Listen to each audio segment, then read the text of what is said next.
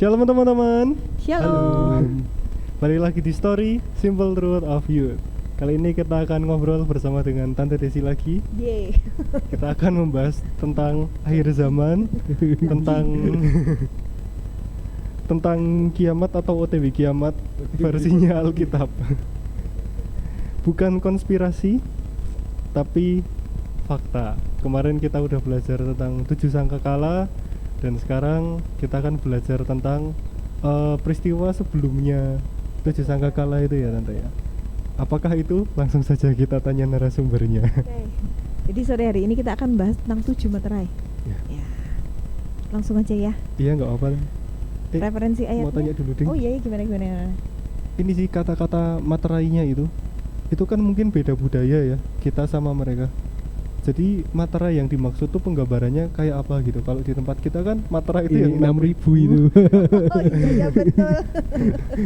Oke, materai kalau yang dipakai dalam kitab Wahyu itu seperti materai pada tradisi zaman dulu di Yahudi, itu jadi semacam cairan, semacam lilin yang diteteskan dan kemudian dicap. Nah, terus kemudian ketika mendingin kan cairan lilin itu jadi keras. Dan itulah yang disebut materai. Jadi kayak gitu. Biasanya itu materai itu merupakan stempel keabsahan sesuatu kitab atau surat. Biasanya surat sih. Dan kalau surat itu kalau sudah digulung begitu, kalau dimeterai itu nggak boleh dibuka. Itu peraturannya seperti itu, ya. Kalau dalam misalnya nih ada, kalau ini di tradisi Yahudi itu ada keluarga yang misalnya saking jatuh miskin, saking miskinnya, maka mereka harus mau ndak mau menjual warisan karena memang untuk hidup. Nah, mereka akan membuat 2 surat. Surat yang pertama adalah alasan kenapa mereka menjual aset warisan mereka. Entah mungkin karena jatuh miskin, entah mungkin karena terjerat hutang, entah mungkin karena apa, pokoknya itu ditulis dalam surat yang pertama dan itu digulung di materai. Artinya tidak boleh ada siapapun yang membuka. Jadi seakan-akan miskin itu kan merupakan aib pada masa itu, ya.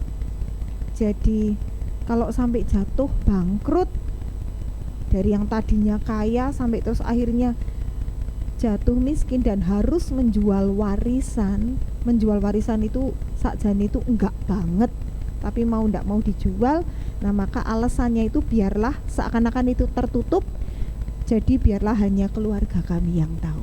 Itu seperti itu penggambarannya. Terus surat yang satunya adalah surat tentang penebusan. Jadi di surat itu akan dimuat syarat-syarat. Kalau nanti ada orang yang memang memenuhi kriteria untuk menebus, maka orang tersebut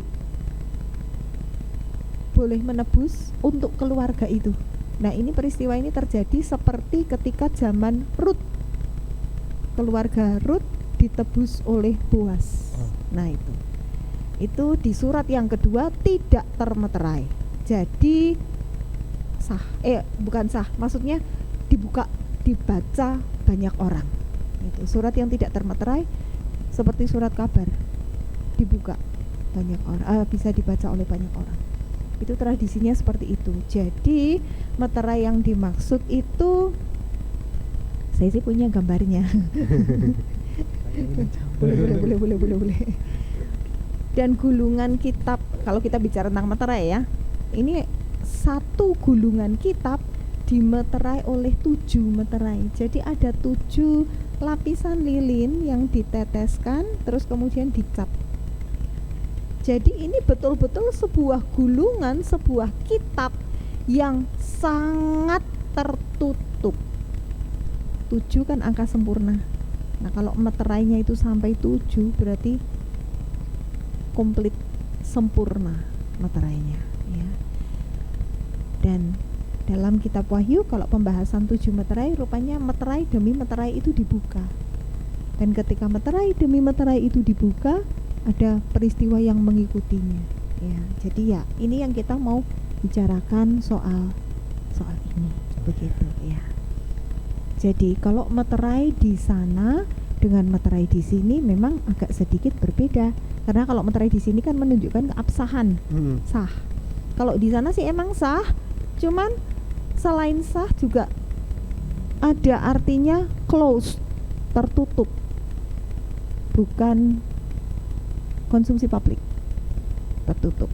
Kalau biasanya kalau dalam kitab Ester itu ada surat dengan cincin cap Raja Ahasveros, itu memang surat edaran. Jadi surat itu memang terbuka, tetapi di situ ada capnya raja.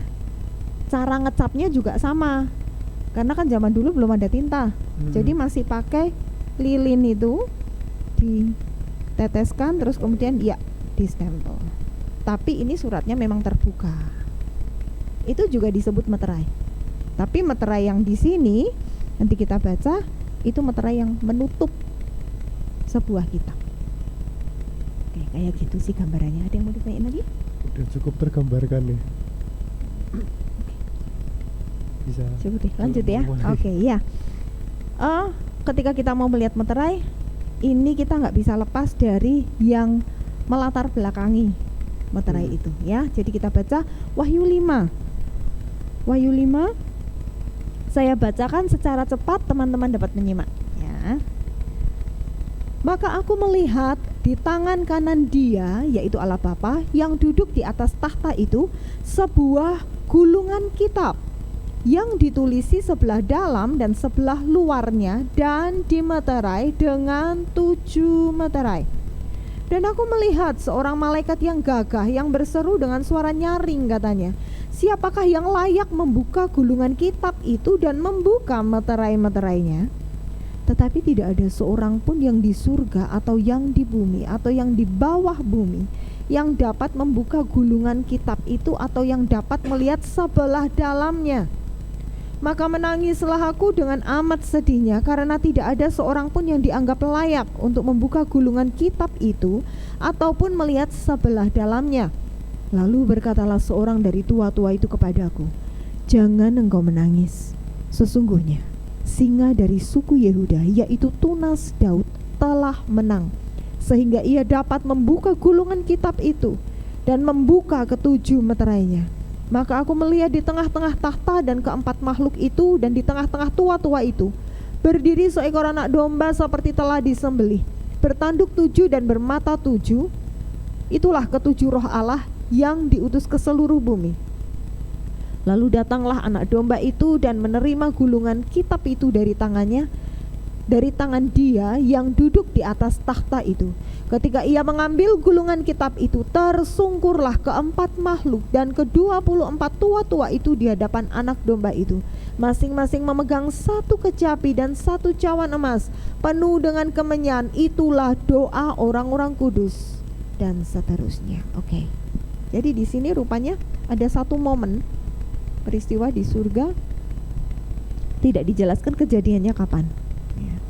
Tetapi yang pasti kejadian ini adalah setelah Yesus disalib. Sebab Yesus di sini Dia mengambil gambaran sebagai anak domba yang telah disembelih ya. Jadi itu kan berarti pasti Dia sudah mengalami proses salib. Nah, ternyata Bapa memegang sebuah gulungan kitab. Tentunya Bapa berkuasa membuka dong ya. Tapi iya betul. Tapi Bapa memang tidak menghendaki dirinya yang membuka, enggak gitu ya. Itu sebabnya ada sebuah suara dari malaikat yang gagah berseru, siapa yang layak membuka kitab ini? Di surga, di bumi, di bawah bumi tidak ada satupun yang layak. Itu berarti bukan hanya malaikat. Karena surga, bumi, dan bawah bumi itu juga termasuk berbicara tentang roh orang-orang juga. Dan termasuk roh siapa ya? Ya rohnya Abraham, rohnya Musa, rohnya Elia. Mereka orang-orang yang pada waktu mereka hidup sebagai nabi-nabi Allah itu mereka bermujizat dengan dahsyat. Tetapi toh orang-orang yang dijadikan panutan oleh bangsa Yahudi itu tidak ada satupun yang layak membuka meterai itu. Yohanes, penulis kitab ini, menangis, berduka. Buat Yohanes, buat seorang anak Tuhan, ketika ada firman Tuhan yang tidak dibukakan, artinya dia sangat berduka. Sebab yang namanya anak Tuhan itu pasti menikmati firman, pasti cinta akan firman. Dia suka menikmati ketika firman Allah itu dibuka ayat per ayat. Tetapi ternyata di sini kitabnya itu tetap termeterai. Dia menangis, kenapa kok nggak ada yang layak? Sampai kemudian muncul salah seorang dari tua-tua itu berkata, ada yang layak, udah kamu jangan nangis. Disebutnya singa dari Yehuda, yaitu tunas Daud, tapi yang tampil anak domba, ya. Jadi tidak bisa disangkal bahwa Yesus itu memang powerful sampai disebut singa dari suku Yehuda, ya. Kita tahu penggambaran singa namanya saja raja hutan, ya. Digambarkan bukan hewan yang kalahan, ya, bukan. Dia bukan kucing meong tapi singa powerful, ya. Yang tampil sosoknya adalah anak domba yang telah disembelih. Ini kan kontras sekali. Tetapi inilah Kristus dalam kemahakuasaannya, dalam kehebatannya, dalam kekuasaannya, dia tetap rela menjadi anak domba yang tersembelih. Anak domba, kalau kita bicara anak domba itu kekuatannya apa? Itu, ya. Kalau misalnya kambing, iyalah ada tanduknya. Kambing jantan gitu kan kesannya udah agak gede, tanduknya udah nongol. Tapi ini anak domba, kekuatannya apa? Anak domba ini sudah tersembelih. Tetapi justru disitulah sebab ternyata anak domba yang telah tersembelih ini justru dia yang layak. Sebab inilah sosok Kristus sebagai penebus, ya. Luar biasa sekali, karena di situ juga dikatakan ia bertanduk 7, bermata 7. Kalau tanduk itu kan bicara di atas kepala, ya, bicara kekuasaan. Kalau digambarkan ada binatang-binatang tertentu yang disegani oleh kelompok binatangnya karena apa? Tanduknya. Tanduk itu bicara kekuasaan. Bertanduk 7, bermata 7, artinya matanya ini sanggup menyelidik. Karena 7 itu sempurna. Angka 7 itu banyak banget nongol di kitab Wahyu, ya. Jadi kekuasaannya sempurna, pengamatannya, penyelidikannya itu sempurna. Dan tanduk 7, mata 7 ini figuratif atau kiasan. Di situ sudah disebutkan dengan jelas. Itulah ketujuh roh Allah yang diutus ke seluruh bumi, ya. Itu referensinya ada dalam Yesaya 11 ayat yang kedua. Di situ ada disebutkan 7 roh, ya. Ada roh hikmat, ada roh Allah, ada roh pengetahuan daripada penasaran. Dia kita buka Yesaya 11 ayat yang kedua. Saya bacakan, ya. Iya. Roh Tuhan akan ada padanya, roh hikmat dan pengertian, roh nasihat dan keperkasaan, roh pengenalan dan takut akan Tuhan, ya. Jadi ketujuh roh inilah yang merupakan karakter Allah, ya. Itu bekerja di bumi, ya, kepada anak-anak Tuhan. Oke, kita balik lagi ke kitab Wahyu. Setelah sang anak domba ini menerima gulungan kitab itu, maka semua seisi surga itu sujud. Mereka masing-masing ke-24 tua-tua itu, ya, dikatakan mereka membawa kecapi, bicara puji-pujian, dan juga cawan berisi kemenyan, bicara doa penyembahan orang-orang kudus. Itu di situ tertulis dengan jelas, penuh dengan kemenyan, itulah doa orang-orang kudus. Kembali di sini doa orang kudus pegang peranan. Kalau dalam pembukaan 7 sangkakala ada juga doa orang-orang kudus. Ya, ingat ya, itu ada malaikat mengambil mempersembahkan kemenyan, terus kemenyannya itu diambil dilemparkan ke bumi. Baru masuk sangkakala yang ke-1, kedua, ketiga. Di sini pun dalam pembukaan meterai juga rupanya doa orang-orang kudus itu kembali dilibatkan. Ini luar biasa sekali, sebab ternyata tentang masa depan dunia, ya, tentang hukuman-hukuman yang akan ditimpakan ke dunia, juga tentang perlindungan bagi anak-anak Tuhan, gereja Tuhan yang akan disingkirkan, semuanya itu terancang. Dan Tuhan tidak keberatan melibatkan doa kita, doa orang-orang kudus, untuk ikut serta dalam pelaksanaan kehendak Allah. Ini kan sesuatu yang luar biasa sekali. Itu sebabnya kita anak-anak Tuhan jangan berhenti berdoa. Sekalipun situasi menurut kita itu tidak mendukung, sekalipun situasi menurut kita kok tidak berubah, jangan berhenti berdoa, tetaplah berdoa. Sebab doa kita itu naik ke hadapan Allah. Doa kita ikut dilibatkan oleh Allah dalam eksekusi pelaksanaan kehendaknya. Wow, itu luar biasa. Lanjut ya. Iya Tante, sebelumnya mau tanya, kenapa kalau Alkitab itu firman Tuhan itu kebanyakan kayak perumpamaan gitu, kayak tadi 7 mata itu artinya sempurna, kenapa nggak bilang langsung semua sempurna gitu? Dan kayak filosofisnya tuh kayak tinggi banget gitu, kenapa nggak langsung gini gitu? Dan kayak berhubungan itu alasannya kenapa ya Tante? Ada satu ayat dalam Injil, dalam Matius 13 ayat ke-13. Itu sebabnya aku berkata-kata dalam perumpamaan kepada mereka. Ini Yesus sedang berbicara kepada murid-murid setelah dia menjelaskan arti perumpamaan tentang penabur. Jadi orang banyak sudah pergi, terus murid-muridnya tanya, lah artinya apa? Terus Yesus ngomong, itulah sebabnya aku berkata-kata dalam perumpamaan kepada mereka. Karena sekalipun melihat, mereka tidak melihat, dan sekalipun mendengar, mereka tidak mendengar dan tidak mengerti. Jadi rupanya Yesus membedakan. Kalau kepada orang banyak, dia memang pakai perumpamaan. Tetapi kepada orang intern, orang dalam, Yesus berbicara terus terang. Nah ini bedanya. Supaya kenapa kok dibungkus oleh perumpamaan?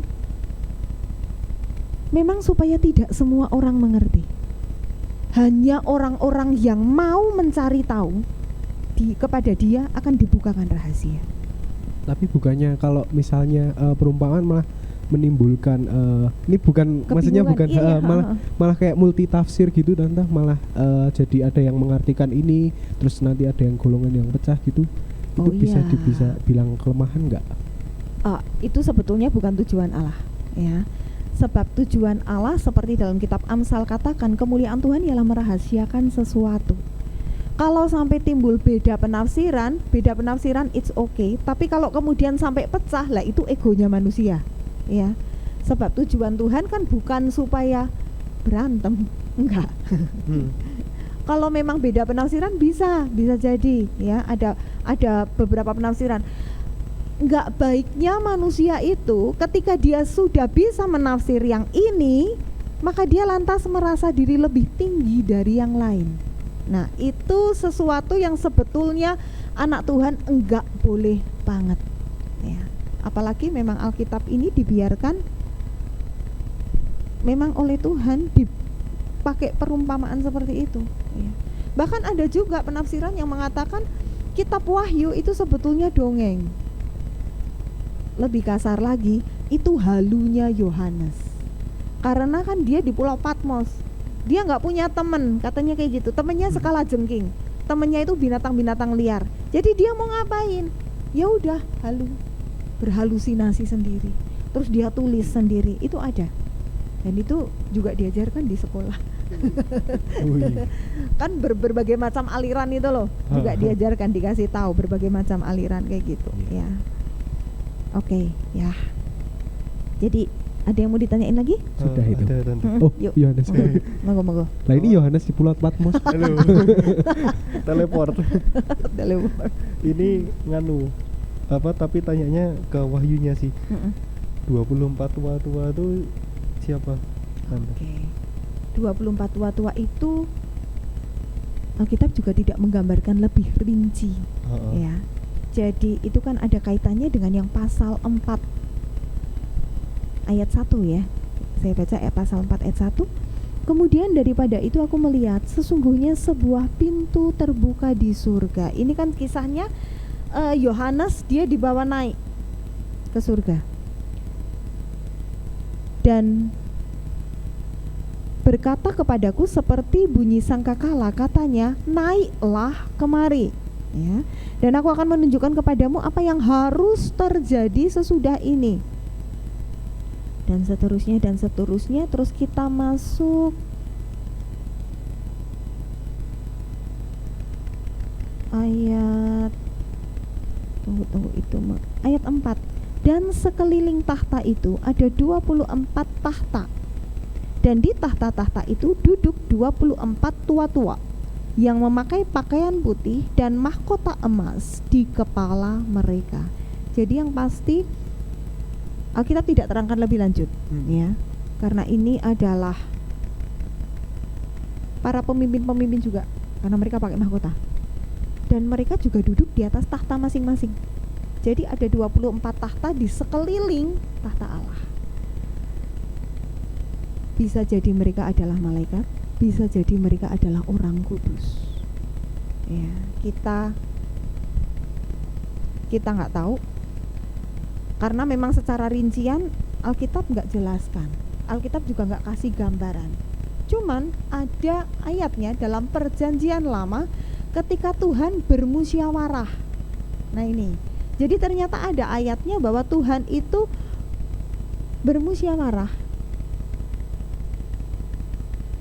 Di situ juga nggak dijelasin Tuhan musyawarahnya sama malaikat, atau Tuhan bermusyawarahnya dengan, tapi bukan, saya rasa bukan manusia, karena kalau manusia kan posisinya kan masih di Firdaus, iya beda, ya. Betul kan? Manusia yang sudah mati kan pasti posisinya masih di Firdaus. Ya, jadi kemungkinan ini bukan manusia. Belum punya tahta gitu ya maksudnya. Belum punya tahta. Benar. Alkitab memang tidak menggambarkan lebih lanjutnya, cuman memang rupanya ke-24 tua-tua itu mereka memegang peran penting. Ya. Berarti di surga pun ada rapat juga ya. Iya ternyata loh. Saya juga heran, ya ampun, padahal Tuhan itu kalau mau mutusin semuanya sendiri tuh bisa banget. Tetapi dia mengadakan rapat, Tuhan itu mau rapat. Bahkan ketika ini dalam penglihatan Nabi Mika, ini terus agak menyimpang dikit ya, keluar dikit dari meterai. Waktu itu Nabi Mika mendapat penglihatan bahwa Tuhan itu sedang mengadakan pertemuan, dan ternyata di situ ada roh yang tidak berasal dari Allah. Sebab roh itu adalah roh dusta. Itu kan ketika Raja Ahab mau mati. Jadi rupanya Tuhan sudah punya timeline, tanggalnya nih, Ahab mati, Rundown. tempatnya rundown. Juga tempatnya kan udah ditetapkan sama Tuhan. Satu pertanyaan yang dilempar Tuhan kepada peserta musyawarah itu. Untuk nggak via Zoom. Siapa yang akan membujuk Ahab supaya dia turun ke medan perang dan mati? Itu jadi pertanyaan yang diajukan Tuhan itu. Dan dalam satu raja-raja itu dikatakan malaikat ini ngomong gini, kasih usul. Malaikat ini kasih usul gitu. Itu kok ya semuanya kok ya didengerin sama Tuhan. Maksudnya dikasih kesempatan untuk bicara gitu loh. Adakah malaikat-malaikat itu ke-24 tua-tua ini, kita nggak tahu. Ya.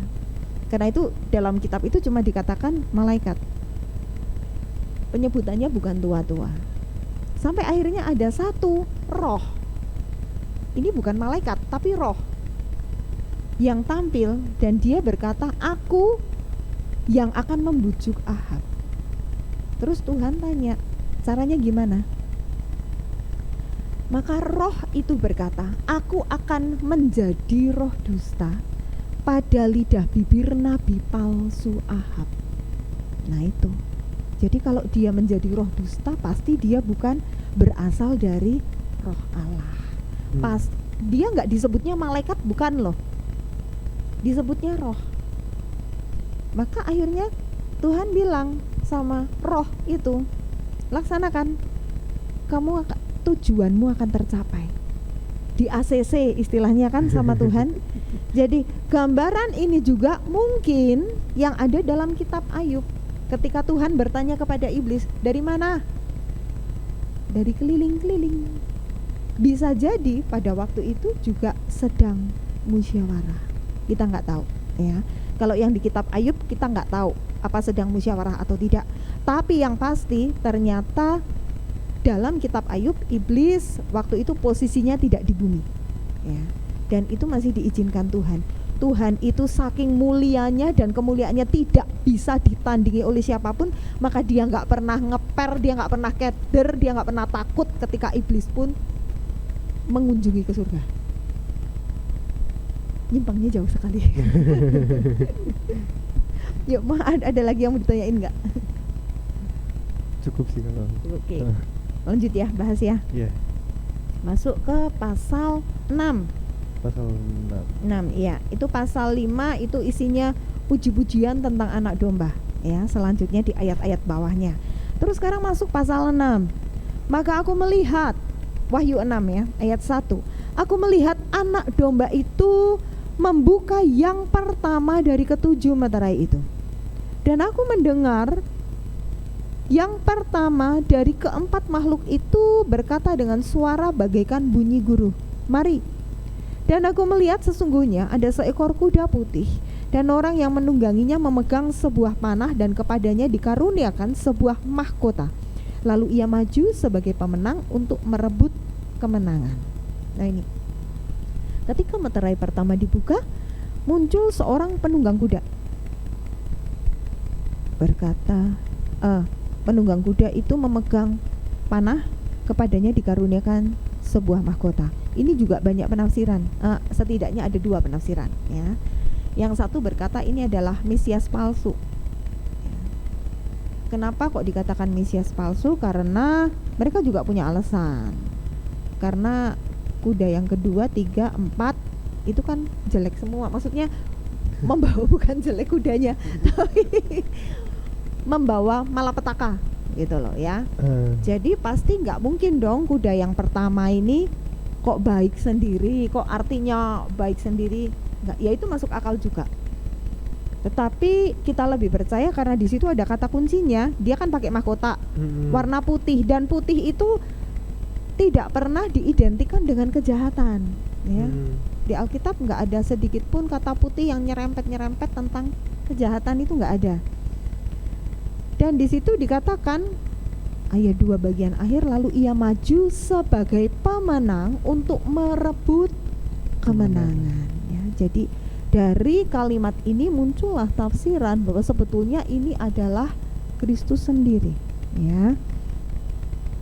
Lantas yang kedua, ketika anak domba itu membuka meterai yang kedua, aku mendengar makhluk yang kedua berkata, mari. Dan majulah seekor kuda lain, seekor kuda merah padam, dan orang yang menungganginya dikaruniakan kuasa untuk mengambil damai sejahtera dari atas bumi, sehingga mereka saling membunuh, dan kepadanya dikaruniakan sebilah pedang yang besar. Kalau tentang meterai kedua ini berbicara peperangan, ya, kematian, pedang, perang, mengambil damai sejahtera, berarti jelas berantem, ya, nggak ada damai sejahtera. Kalau yang pertama tadi kuda putih itu bicara kegerakan rohani, ya, kegerakan rohani, maju untuk menang. Berarti tidak tentu materai itu bicaranya soal hukuman, ya, karena yang pertama aja dibukanya langsung ke yang Iya. positif dulu gitu maksudnya. Materai itu bukan tentang hukuman. Kalau yang hukuman itu lebih spesifik lagi. Setelah sangkakala itu ada cawan murka. Nah itu ya, kalau cawan murka jelas judulnya itu cawan murka. Kalau materai itu sebetulnya lebih kepada keabsahan, segel ya. Terus, itu lebih kepada keabsahan atau segel tertutup itu. Sementara kuda yang kedua warnanya aja merah padam, udah warna darah, juga saling membunuh, perang, pedang, itu syarat sekali dengan simbol-simbol peperangan. Lanjut ke materai ketiga, dan ketika anak domba itu membuka materai yang ketiga, aku mendengar makhluk yang ketiga berkata, "Mari." Dan aku melihat sesungguhnya ada seekor kuda hitam, dan orang yang menungganginya memegang sebuah timbangan di tangannya. Dan aku mendengar seperti ada suara di tengah-tengah keempat makhluk itu berkata, "Secupak gandum sedinar, 3 cupak jelai sedinar. Tetapi janganlah rusakkan minyak dan anggur itu." Ini juga sebuah kiasan. Walaupun sebetulnya kiasannya penggambarannya juga jelas-jelas juga sih, di situ dikatakan ada sebuah timbangan. Timbangan ini bukan timbangan, jangan digambarkan timbangan seperti di pengadilan justice. Bukan. Ini timbangan lebih kepada timbangan takaran makanan. Sembako. Ya, timbangan untuk menakar itu. Dan ada kalimatnya, secupak gandum sedinar. Sedinar itu upah kerja orang 1 hari cuma dapat secupak gandum. Jadi itu bicara kelaparan. Betapa mahalnya, sulitnya cari makan. Tetapi janganlah rusakkan minyak dan anggur. Nah, minyak dan anggur ini kalau ini pasti figuratif. Kalau nggak figuratif ngapain? Minyaknya nggak boleh disentuh, anggurnya nggak boleh disentuh. Pasti ini figuratif ya. Artinya apa? Minyak dan anggur itu bicara urapan ya. Jadi untuk orang-orang yang diurapi oleh Roh Kudus, seakan-akan ini berkata jangan disentuh ya. Biarkan orang-orang yang dalam urapan itu terlindungi ya. Walaupun pasti terdampak ya, tetapi urapan itu harus tetap dijaga. Ini bisa juga kalau kita artikan dalam masa kelaparan seberat apapun, jangan sampai urapan Allah dalam diri kita itu rusak. Artinya jangan sampai terus kita ini putus hubungan dengan Allah hanya karena kesulitan makan ya. Itu juga bisa diartikan seperti itu. Lanjut materai yang keempat. Dan ketika anak domba itu membuka materai yang keempat, aku mendengar suara makhluk yang keempat berkata, "Mari." Dan aku melihat sesungguhnya ada seekor kuda hijau kuning, dan orang yang menungganginya bernama Maut, dan kerajaan maut mengikutinya, dan kepada mereka diberikan kuasa atas seperempat dari bumi untuk membunuh dengan pedang, dengan kelaparan dan sampar. Sampar itu bicara wabah. Dan dengan binatang-binatang buas yang ada di bumi. Oke, binatang-binatang buas ini tadinya saya membayangkan namanya binatang buas ya kayak harimau gitu ya, ular. Tetapi ternyata kalau dibilang binatang, bukankah makhluk sejenis virus itu juga makhluk hidup ya, yang bisa berkembang walaupun masuknya apa itu? Bukan bakteri. Bukan.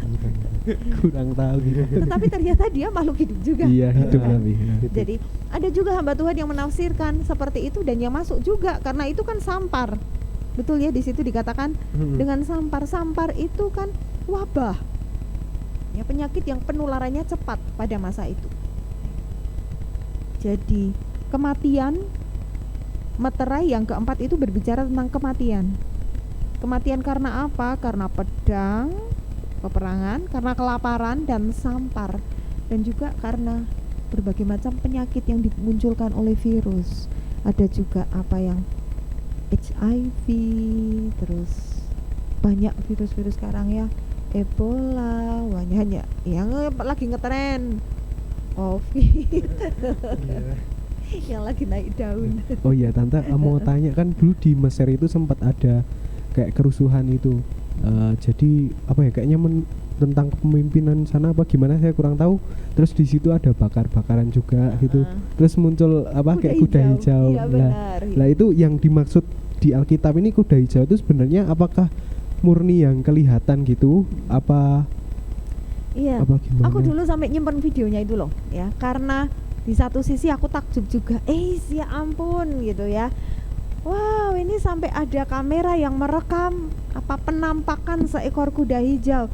Tapi ternyata itu adalah bias dari kamera, ya, dari sinar. Sebab kalau kuda memang itu penampakan kuda, itu kan bentuknya mirip ya. Tapi ketika jalan bergerak gini kan kakinya tetap anteng. Jadi kakinya nggak berderap. Berarti itu pasti bukan penglihatan ya. Itu karena bias cahaya. Itu sampai dibahas dan diwawancarai di televisi. Iya, kemarin kita juga sempat bahas ya di ini beberapa yang video sebelumnya yang, iya. yang pas host-host itu yang juga. judulnya Hostel gitu teman-teman. Kalau belum nonton boleh dibuka. Oke. Iya. Berarti nggak murni kelihatan kuda gitu ya yang dimaksud di Alkitab ini ya. Kalau untuk kuda ini 1 sampai 4 artinya lebih kepada kiasan. Ya, lebih kepada figuratif. Kenapa kuda? Sebab kuda itu bergerak moving. Jadi terus berjalan. Jadi ini kuda ke-1 berjalan, kuda kedua ngikut di belakangnya. Kenapa kok pilihnya kuda ya tante? Ngomong-ngomong ini, kenapa nggak hewan yang lebih mungkin lebih wow gitu apa gimana atau Apa ya? Kenapa ya? Karena kuda itu kan ditunggangi. oh gitu. Itu hewan yang ditunggangi. Ya betul, hewan yang ditunggangi dan biasanya kuda itu digunakan untuk berperang. Kalau keledai konteks Yahudi, keledai itu untuk perdamaian. Oh. Tapi kalau kuda itu untuk berperang. Jadi di sini ternyata konteksnya konteks perang. Dan ada penunggang-penunggangnya kan itu ya. Iya. Betul. Soalnya kalau misalnya pakai hewannya gajah sulit. Apa badak, angel. Dan ini kayaknya dari penunggang-penunggangnya yang pakai mahkota cuma yang pertama ya. Iya betul. Itu kenapa muncul penafsiran bahwa yang pertama itu sebetulnya adalah Kristus sendiri, kemenangan Kristus, kegerakan Roh Kudus. Itu kan dibuka gitu kan. Berarti kudanya tuh kan nggak lari bareng-bareng gitu, tapi kan satu lewat dulu. Berarti yang satu ini selesai dulu baru terjadi yang lain. Enggak. Alkitab Numpuk tidak nih, memberikan kayak. indikasi. Mesti juga. Alkitab tidak memberikan indikasi 1 sampai garis finish selesai, terus yang kedua berikutnya enggak. Ya. Ini pokoknya di sini kan ditulisnya cuman kudanya itu maju. Kudanya itu pergi, menunggang, selesai. Kan? Berarti juga nggak bicara urutan, maksudnya kalau setelah terjadi kegerakan di satu tempat, nah di situ kan nanti kuda kedua kita kan nggak bisa. Kita nggak bisa bilang gitu, karena Alkitab juga tidak mengarahkan bahwa keempat kuda ini menuju satu arah yang sama, nggak kan? Pokoknya dikatakan di sini ada kuda dengan penunggangnya. Ya, bisa lanjut ya? Iya. Terus masuk meterai yang kelima. Meterai yang kelima ini berbeda dengan meterai yang sebelumnya karena nggak ada kudanya. Dan ketika anak domba itu membuka meterai yang kelima ayat 9, aku melihat di bawah mezbah jiwa-jiwa mereka yang telah dibunuh oleh karena firman Allah dan oleh karena kesaksian yang mereka miliki. Dan mereka berseru dengan suara nyaring, katanya, berapa lama lagi kah, ya penguasa yang kudus dan benar, engkau tidak menghakimi dan tidak membalaskan darah kami kepada mereka yang diam di bumi, dan kepada mereka masing-masing diberikan sehelai jubah putih, dan kepada mereka dikatakan bahwa mereka harus beristirahat sedikit waktu lagi hingga genap jumlah kawan-kawan pelayan dan saudara-saudara mereka yang akan dibunuh sama seperti mereka. Oke. Di sini meterai yang kelima beda alur. Ya. Kalau keempat meterai yang pertama itu seakan-akan dilepaskan Tetapi meterai yang kelima ini tidak dilepaskan, melainkan lebih kepada sebuah kisah statis kan ini kan. Jadi bukan pergerakan yang moving gitu loh, tetapi lebih kepada sebuah pemandangan bahwa ada jiwa-jiwa yang telah dibunuh karena firman Allah dan karena kesaksian yang mereka miliki. Ini Alkitab juga tidak menggambarkan secara detail jiwa-jiwa ini apakah para pesahit yang terhitung sejak zamannya Habil sampai akhir zaman, ataukah mereka ini pesahit zaman gereja mula-mula. Kita nggak tahu ya. Tapi yang pasti jumlahnya ini masih belum genap ya. Jadi ada kemungkinan mereka ini adalah jiwa-jiwa yang mati syahid sejak zaman Habil ya. Orang-orang yang mati syahid pada masa itu karena kesaksian ya, sekali lagi karena kesaksian yang mereka miliki. Mereka berseru dengan suara nyaring, berapa lama lagi? Jadi rupanya dalam kitab Daniel itu kan Tuhan bilang, Daniel, kamu beristirahatlah ya. Kamu akan memperoleh upahmu pada akhir zaman. Rupanya istirahat, orang yang matinya dalam Tuhan itu kan disebut istirahat. Rupanya istirahatnya itu bukan tidur loh, bukan terus kita nggak ngerti apa-apa. Kayak kalau kita orang tidur itu kan kita nggak ngerti apa-apa, nggak ngerti ada WA masuk, ada apa kan kita nggak ngerti gitu ya. Tetapi rupanya di alam roh sana orang yang beristirahat untuk menunggu masuk ke tahta Bema ya, tahta di mana mereka akan diadili dan menerima upah, terima mahkota. Sementara waktu istirahat itu istirahatnya bukan tidur, tetapi istirahat tetap aktif. Jadi istirahat itu sebetulnya adalah jeda waktu menunggu. Di situ ternyata mereka bisa berdoa loh. Di sini mereka berdoa kepada Tuhan kan, berapa lama lagi Engkau tidak menghakimi? Artinya berapa lama lagi kebenaranmu itu tidak ditegakkan? Berapa lama lagi Tuhan Engkau tidak segera keadilanmu itu kau nyatakan gitu ya. Dan Tuhan menjawab, tunggu, istirahat dulu sebentar sampai genap jumlah kawan-kawan pelayan. Jadi rupanya orang-orang jumlah jiwa yang mati syahid itu ternyata sudah ada jumlahnya. Jadi kita nggak bisa buat gagah-gagahan gitu ya, wah saya mau mati syahid. Itu sudah ada garis ya. Sudah ada jumlahnya, sudah ada takarannya ya, sudah ada master plan-nya. Dan juga nggak bisa terus katakan, aduh aku takut nanti kalau mati syahid gimana. Kita nggak bisa kayak gitu ya. Ternyata itu sudah jumlahnya sudah genap. Dan kepada mereka dikatakan diberikan jubah putih kekudusan ya, karena memang mereka merelakan nyawanya untuk kebenaran firman ya. Oke, ayat 12. Maka aku melihat ketika anak domba itu membuka meterai yang keenam, sesungguhnya terjadilah gempa bumi yang dahsyat dan matahari menjadi hitam bagaikan karung rambut dan bulan menjadi merah seluruhnya bagaikan darah, dan bintang-bintang di langit berjatuhan ke atas bumi bagaikan pohon ara menggugurkan buah-buahnya yang mentah apabila ia digoncang angin yang kencang. Maka menyusutlah langit bagaikan gulungan kitab yang digulung, dan tergeserlah gunung-gunung dan pulau-pulau dari tempatnya. Dan raja-raja di bumi dan pembesar-pembesar serta perwira-perwira dan orang-orang kaya serta orang-orang berkuasa dan semua budak serta orang merdeka bersembunyi ke dalam gua-gua dan celah-celah batu karang di gunung. Dan mereka berkata kepada gunung-gunung dan kepada batu-batu karang itu, runtuhlah menimpa kami, dan sembunyikanlah kami terhadap Dia yang duduk di atas tahta dan terhadap murka anak domba itu. Sebab sudah tiba hari besar murka mereka, dan siapakah yang dapat bertahan? Masuk meterai ke-6. terjadi, kalau kita mau bilang bencana alam, iya ya, ini masuknya alam semesta.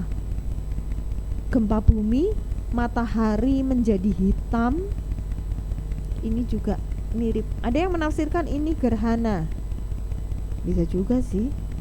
Tetapi ada juga yang berkata itu lebih dari gerhana. Sama seperti kegelapan yang ada di Mesir. Karena soalnya konteksnya hukuman. Kalau gerhana kan bukan hukuman, ya, gerhana adalah peristiwa alam kan. Kalau konteksnya hukuman itu seperti gelapnya Mesir. Artinya di Mesir itu orang saking gelapnya sampai mereka itu betul-betul meraba-raba pada siang hari. Bayangkan, itu sampai nggak bisa ngebedain antara siang dan malam, mati lampu. Karena kegelapan yang menguasai Mesir 3 hari itu ternyata gelap. Ya karena itu dari hukuman dari surga sih ya. Jadi itu dunia alam itu nggak itu bukan peristiwa alam semata-mata, tapi itu memang campur tangan Allah, maksudnya itu hukuman. Dan saya lebih cenderung gelapnya di sini itu seperti itu. Walaupun ada yang bilang bulan merah itu kan gerhana bulan, ya bisa juga mereka maksudnya mau ditafsirkan seperti itu sih bisa juga. Hanya balik lagi, gerhana bulan juga fenomena alam. Ya. Sementara di sini kan konteksnya sebetulnya adalah hukuman. Hukuman terhadap siapa? 7 orang, 7 golongan. Raja-raja, ayat 15. Raja-raja, pembesar-pembesar, perwira-perwira, orang-orang kaya, orang-orang berkuasa, semua budak, serta orang merdeka. Jadi yang 5 bagian atas adalah orang-orang yang seakan-akan orang-orang yang mudah sombong kan, karena mereka berkuasa, pembesar, perwira, orang-orang kuat. Tetapi ternyata golongan budak termasuk juga yang ke-6. Semua budak dan orang-orang merdeka. Artinya sebetulnya ini menimpa ke seluruh orang ya, secara merata. Hanya karena di sini ditulis bintang-bintang di langit itu berjatuhan ke bumi bagaikan pohon ara, berarti banyak ya. Dan juga pulau-pulau bergeser, betul ya? Iya. Ayat Gunung-gunung ke dan pulau-pulau mana tadi? 14. Betul, tergeserlah gunung-gunung dan pulau-pulau dari tempatnya. Dan karena ini gempa bumi disertai dengan gelap gulita, sementara ada bintang jatuh dan pulau-pulau tergeser, jelas ini bergesernya bukan seperti Pulau Jawa yang bergeser sekian sentimeter pelan, itu bukan ya. Karena ini konteksnya hukuman, dan kita bisa menafsirkan untuk Meterai yang ini belum terjadi. Karena memang melihat modelnya seperti ini. Itu sebabnya sampai orang-orang itu, mereka yang berkuasa, sampai sembunyi di gua-gua, dan mereka berkata, runtuhlah menimpa kami. Artinya apa? Tolong sembunyikan kami dari murka Allah. Itu kan mereka sampai berdoa seperti itu. Berarti yang digambarin di kayak film-film 2012 tuh yang dimaksud yang seperti ini ya? Kali ya, yang mungkin ya. bencana-bencana gitu ya mungkin.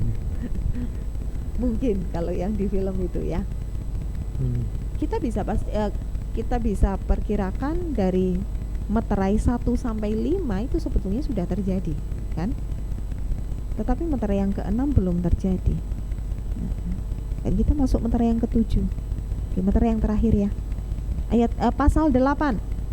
Meterai yang ke-7 itu masuk di pasal 8 ayat 1. Dan ketika anak domba itu membuka Meterai yang ke-7, maka sunyi senyaplah di surga kira-kira setengah jam lamanya. Lalu aku melihat ke-7 malaikat yang berdiri di hadapan Allah, dan kepada mereka diberikan 7 sangkakala. Nah ini terus masuk 7 sangkakala. Jadi Meterai yang ke-7 adalah pembukaan 7 sangkakala. Tapi di situ ada sunyi sepi di surga ya. Mungkin lebih kepada, karena sunyi sepi lebih kepada kusuk hikmat ya. Sunyi sepi berarti tidak ada kegiatan ya. Mereka semua surga sedang terkonsentrasi kepada pembukaan 7 sangkakala ini. Itu setengah jam yang di ayat 1 itu setengah jam Betul. menurutnya Yohanes, berarti dari sisi manusia, Iya. atau setengah jam penggambaran. Mungkin dari sisinya Yohanes. Dari sisinya Yohanes ya. Kira-kira setengah jam lamanya. Karena Alkitab tidak memberikan clue tentang hal ini. Bahkan ini kan termasuk satu-satunya ayat yang menyatakan surga itu sunyi sepi, Iya. sunyi senyap. Di ayat lain nggak ada. Ya. Di ayat lain dikatakan surga itu penuh dengan pujian. Bahkan itu di pasal 5 itu ada sekian laksa orang, sekian banyak sekali orang. Mereka mengagungkan, menyembah anak domba Allah. Tetapi masuk akan dibukanya sangkakala, tiba-tiba sunyi senyap. Ini kan sesuatu yang betul-betul biasanya surga itu ya benar, biasanya surga itu ramai, surga itu penuh sukacita, penuh pengagungan. Tetapi sekarang sunyi sepi. Dan sunyi sepi ini bukan berarti Tuhan absen, tidak, Allah ada. Pertanyaannya, Allah ngapain kok sampai surga sepi? Berarti semua orang itu kan sedang menantikan, memandang kepada Allah, menantikan keputusan yang akan Dia laksanakan. Itu sebabnya semuanya sunyi sepi. Tante, saya mau tanya satu hal, agak nggak masuk akal tapi cukup menggelitik gitu. Ini kan teknologi kan semakin sini kan semakin maju gitu, Tante. Juga di beberapa belum lama ini juga sudah mulai ditemukan jejak-jejak kehidupan kayak di planet Venus itu sekarang sudah ada karena suhunya seperti di bumi gitu. Nah, yang saya tanyakan, apakah ini itu terjadi cuma di planet bumi? Kayak tadi kan bilangnya kan gempa bumi berarti di bumi itu. Apa ini mungkin juga bisa kedepannya nanti ada manusia yang bisa tinggal di luar bumi gitu, mau kayak di film 2012 lah, dia membuat rumah sendiri gitu dari kiamat gitu. Nah, kira-kira itu terjadi di semua semesta ini apa cuma di bumi? Sebetulnya Amerika sendiri kan juga sudah mulai merancangkan bangsa yang sangat futuristis ya, merancangkan bagaimana manusia itu bisa tinggal di bulan kan. Dan belakangan mereka juga menemukan di planet apa Venus yang mereka juga merancangkan bahwa ini planet ternyata ditemukan oksigen. Oh, itu kayaknya di Mars mau bangun koloni di sana kayaknya nih, kalau nggak salah. Padahal Mars panas yang merah. Jadi ingat filmnya Arnold Schwarzenegger. Oke. Ada sebagian besar orang yang memang kepingin ya, mereka berencana untuk membangun rumah dan tinggal di sebuah planet. Tapi seperti apapun kita harus lihat, kalau konteks firman Tuhan, Allah menempatkan manusia itu di bumi. Bahkan bumi ini sudah jadi dulu, baru ada benda-benda penerang. Ini kan teori yang agak bertentangan kan dengan iya betul, sains. Tetapi Alkitab dengan jelas katakan bumi itu sudah ada duluan. Dan disitulah pada hari keempat kan baru ada matahari, bulan, bintang.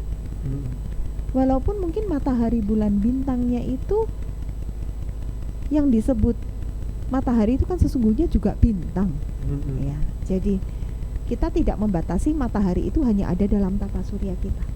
Tapi seperti berarti terang itu bukan matahari yang dimaksud ya, dalam penciptaan Tuhan menciptakan terang gelap itu bukan matahari. Matahari nongolnya hari keempat. Padahal tumbuhan nongolnya hari ketiga loh. Fotosintesisnya gimana loh?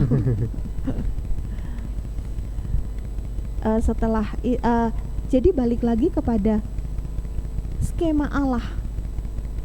Allah memang menempatkan manusia itu di bumi, ya.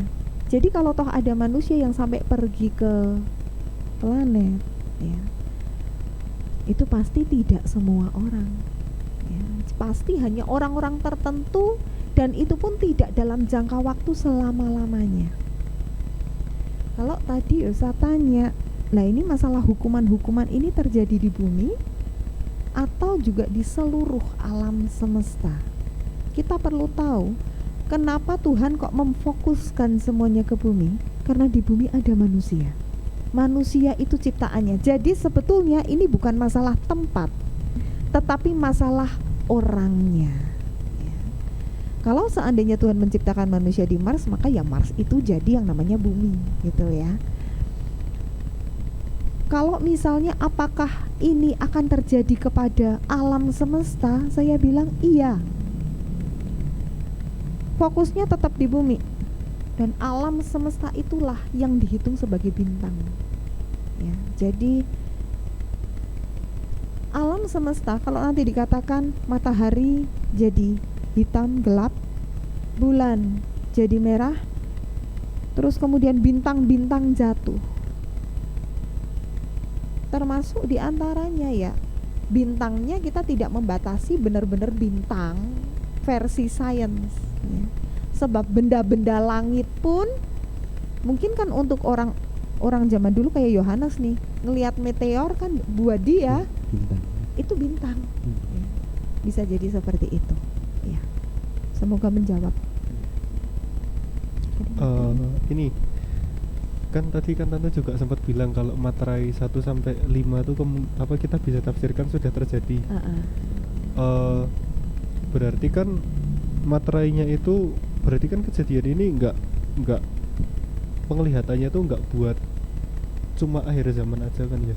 Maksudnya Oke. sebenarnya kan Maksudnya enggak besok mendekati masa antikristus gitu ya. Mendekati masa antikristus. Oke. Istilah akhir zaman itu memang tidak ada batasan waktunya. Iya betul sih. Ya. Dan Paulus sendiri yang hidup ribuan tahun yang lalu sudah bilang akhir zaman, ya. Dan ya itu. Jadi akhir zaman di mana peristiwa-peristiwa ini terjadi bukan akhir zaman di abad ke-19 atau akhir zaman abad ke-20, tidak. Tetapi ya akhir zaman. Walaupun memang kalau kita mau melihat sejarah dunia, yang namanya peperangan itu sangat memuncak sekali. Peperangan karena kebencian ya.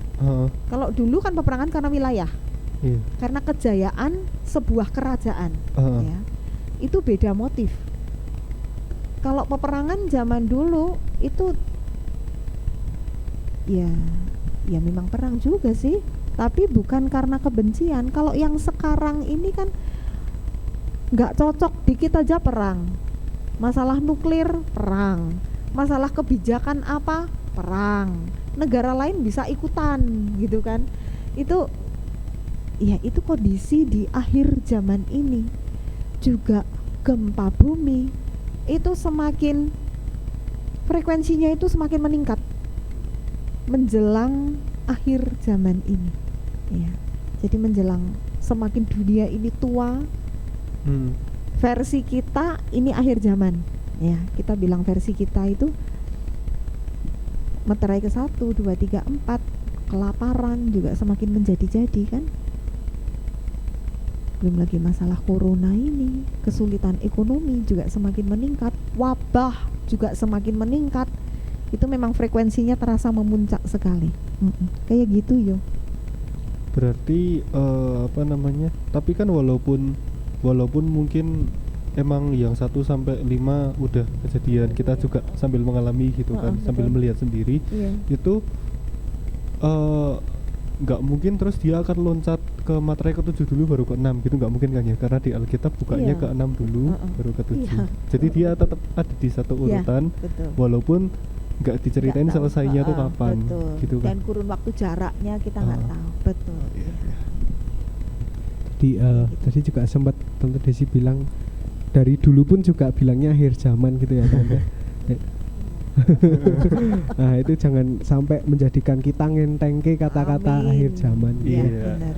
Ya kita gunakan waktu itu malah justru sebagai kita berjaga-jaga setiap waktu, karena kita nggak tahu kapan Tuhan mau datang. Kita sudah sampai di materai kelima, kapan materai keenam ini datang, tapi yang penting intinya kita sudah di akhir zaman dan kita harus berjaga-jaga dan tetap jaga iman kita gitu. Iya, betul. Ada yang mau ditambahin lagi Tante Desi? Enggak, udah komplit. Saya rasa teman-teman di rumah juga sudah sangat paham ya bahwa memang benar kita harus berjaga-jaga. Intinya berjaga-jaga.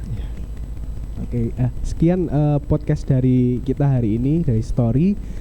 Jangan lupa saksikan Story episode selanjutnya di channel yang sama, di jam yang sama, setiap hari Sabtu jam 12 siang. Iya. Ya. Kita ketemu lagi di next episode.